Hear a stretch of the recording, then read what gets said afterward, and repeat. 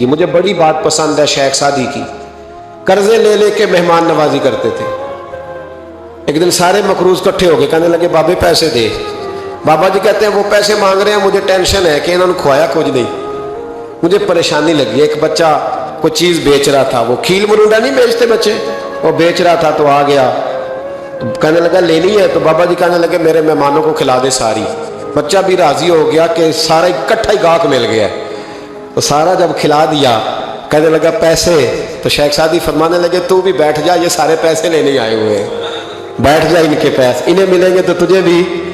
تو بچہ رو پڑا, رویا, کہنے لگا میں تو یتیم ہوں, 4 بہنیں چھوڑ کے آیا, اماں کی دوائی بھی لے کے جانی, مجھے تو پیسے چاہیے. بچہ رویا تو شیخ سعدی کا ایک مرید آیا, اس نے لا کے نظر پیش کی, کہ حضور یہ نذرانہ ہے. 400 دینار لایا, تو حضرت سعدی نے سب کو دیے, بچے کو بھی دیے. سب لوگ چلے گئے تو ان قرض لینے والوں میں سے ایک بندہ سمجھدار تھا, حضرت سعدی کے پاس آ کے کہنے لگا بابا سمجھ نہیں آئی, ہم برسوں سے لینے آ رہے تھے, مل نہیں رہے تھے, کتنے مہینوں سے مانگ رہے ہیں نہیں مل رہے تھے, آج فٹافٹ مل گئے. تو شیخ سعدی بزرگ تھے نا, تو بزرگوں والی بات کر گئے, کہنے لگے تم میں رونے والا کوئی نہیں تھا نا, پوری مجلس میں ایک بھی رونے والا ہو تو سب کا کام بن جاتا ہے.